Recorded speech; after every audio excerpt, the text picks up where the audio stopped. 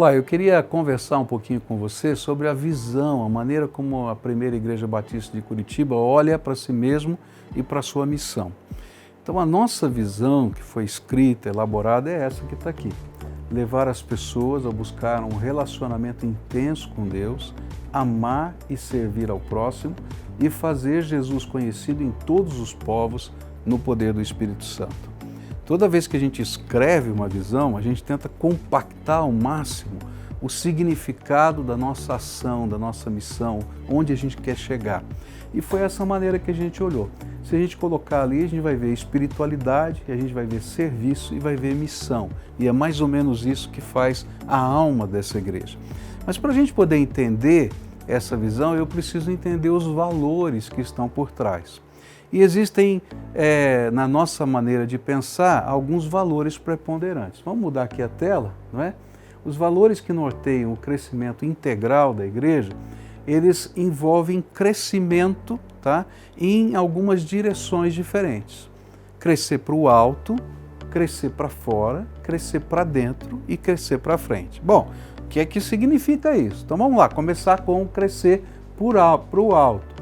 O crescimento para o alto é uma busca consciente de crescer em adoração viva e contagiante. Ou seja, todos os cultos da primeira igreja têm um objetivo: levar essas pessoas a uma íntima e profunda comunhão com Deus e a desejarem crescer nessa comunhão com Deus. E dessa maneira a adoração vai se tornar viva e vai contagiar as pessoas que estão ao redor. Mas também é crescer em conhecer a bênção e o poder da oração. Porque se a gente só tem um evento, que seria o culto, perderia o significado. Então, nessa comunhão com Deus, através da oração, a gente conhece a bênção de Deus, o poder de Deus. E é por isso, se você vem a um culto da primeira igreja, você vai perceber que a gente ora muitas vezes no culto. E isso é intencional, para que a gente possa descobrir a bênção e o poder que há na oração.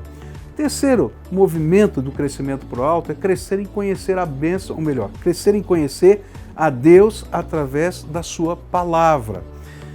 Se eu tenho uma adoração viva e contagiante e tenho oração, eu poderia ser alguém que vai viver um tipo de misticismo desconectado da palavra.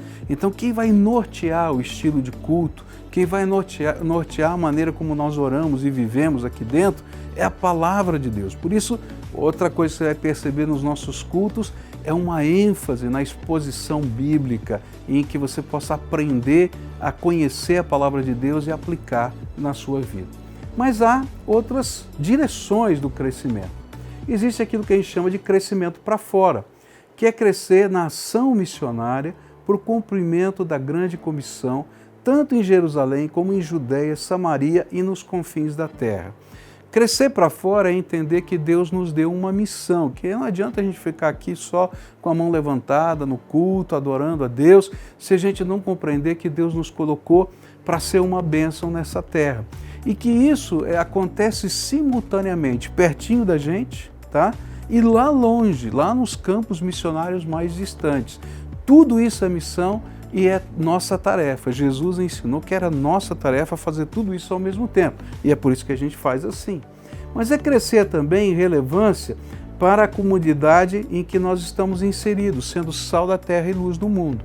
Ao mesmo tempo que a gente está fazendo missões, existe um outro aspecto da vida cristã, nesse crescer para fora, que é marcar posição, dizer o que nós cremos, como é que nós entendemos ser o conceito de família, o que nós valorizamos como coisas que permeiam a sociedade e fazem diferença, o que seria a melhor maneira de viver para uma sociedade onde nós estamos inseridos. E quando nós fazemos isso, nós somos sal, preservamos, mas somos luz, apontamos para um foco que é aonde o Senhor quer que cheguemos. Mas não paramos aqui, nós queremos crescer em ser o fermento de Deus na cidade de Curitiba. A ideia do fermento na Bíblia é maravilhosa, né? Porque você põe um pouquinho de fermento, ele se mistura à massa, e você não sabe mais o que é farinha, o que é fermento, e de repente ele areia, ele faz com que bolhas de ar entrem na massa e ela fica grande, ela cresce, ela é transformada. E a ideia é que cada membro dessa igreja seja uma pitadinha desse fermento, lá no seu trabalho, lá na sua família, no seu lugar, e lá naquele local ele faz diferença e transforma a sociedade, porque ele é elemento da graça de Deus ali inserido. Crescer numericamente ao mesmo tempo que plantamos novas igrejas. O que nós cremos é que se a gente vive esses valores da fé, e se Jesus está vivo e é algo contagiante, a palavra de Deus vai gerar impacto na vida de outras pessoas e pessoas vão se converter, vão ser batizadas e a igreja vai crescer. Mas a gente não está apenas pensando aqui nessa localidade. A gente está querendo que isso aconteça em outros locais também. E é por isso que a igreja tem uma preocupação em plantar novas igrejas, em ter multisites e assim por diante, para que em todos os bairros, em todas as localidades, essa palavra viva possa fazer diferença. Um outro conceito é crescer para dentro. É esquisito, né? Crescer para dentro.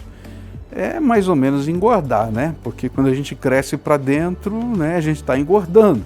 Mas tem um aspecto bonito aqui no crescer para dentro. Se a gente pensar numa árvore, né? Quando ela nasce, ela é bem fininha. Mas à medida que o tempo vai passando, ela vai amadurecendo, vai crescendo e o seu tronco vai ficando forte e ela pode enfrentar as várias intempéries que estejam ao seu redor. Crescer para dentro é isso. Então há alguns valores que a gente precisa perseguir para crescer, para ser forte. Crescer em ser acolhedor, permitindo que cada pessoa possa conhecer o sabor da comunidade cristã ou da comunhão cristã. A ideia é que as pessoas valem mais do que as coisas. E então, à medida que alguém chegue nessa comunidade, ela possa se sentir amada, querida, honrada, respeitada, cuidada, porque nós somos povo de Deus. Então, uma igreja grande que não trabalhe assim intencionalmente na comunhão, ela se dispersa, ela não tem ligas. Então, por isso precisamos crescer para dentro. Crescer em ser igreja de todos, unidos no amor de Cristo. Nós podemos ser sem barreiras de faixas etárias, níveis sociais, culturais e raças. A ideia é de que a sociedade é totalmente segmentada, não é? E nos seus segmentos a gente cria grupos homogêneos, e esses grupos homogêneos são mais confortáveis. Então você tem o universitário, você tem o adolescente, você tem o jovem. Tem que ter lugar para toda essa gente e ao mesmo tempo todo mundo junto.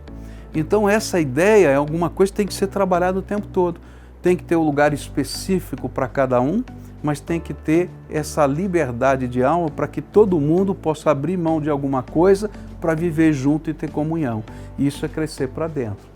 Crescer em ser mobilizadora dos crentes na base dos dons do Espírito Santo, na multiplicação das suas células. O que nós cremos é que cada crente em Cristo Jesus, quando recebeu o Espírito Santo, foi selado pelo Espírito Santo, ele recebeu pelo menos um dom do Espírito.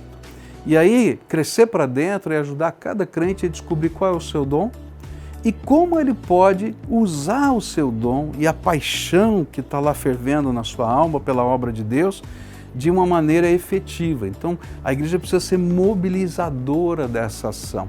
Ao mesmo tempo em que ela se reúne em grupos pequenos, nas células, para que essa identificação possa acontecer um por um.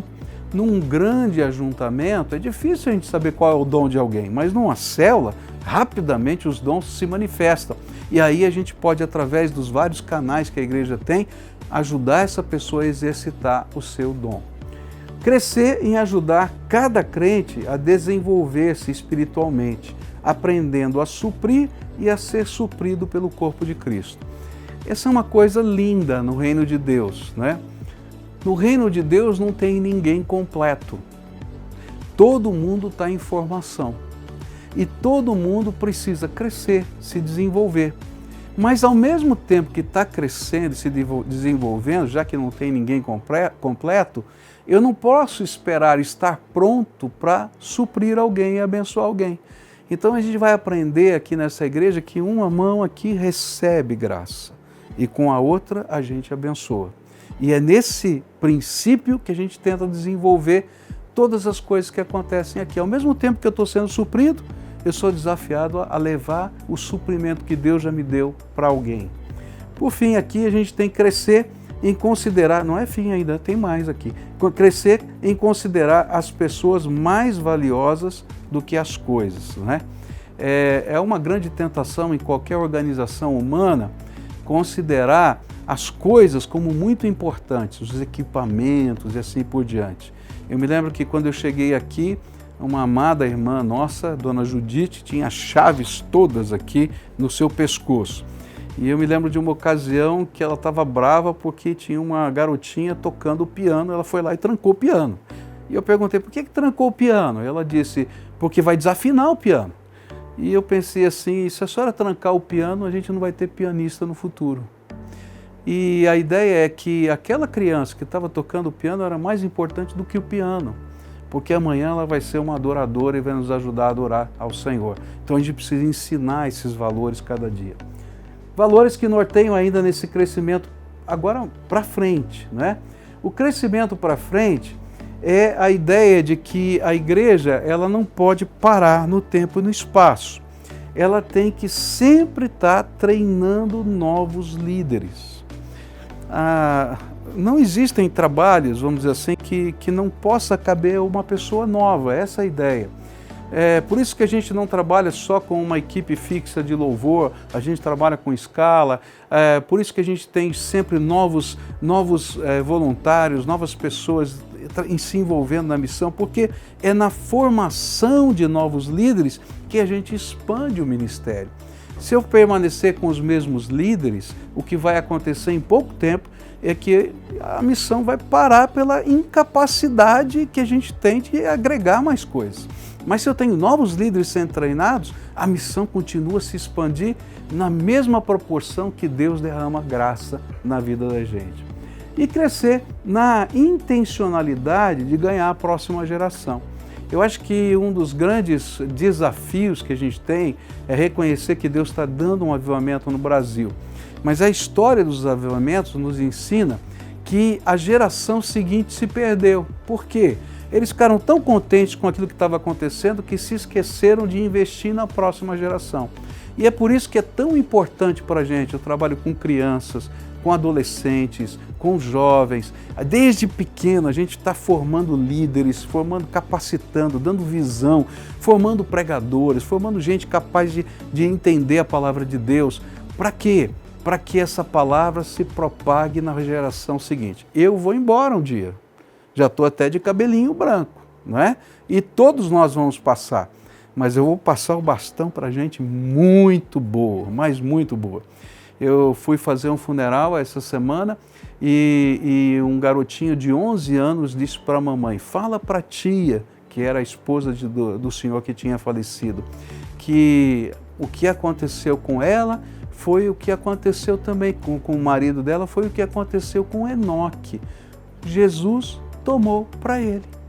Eu fiquei pensando, olha, uma criança de 11 anos tinha a capacidade de interpretar vida e morte.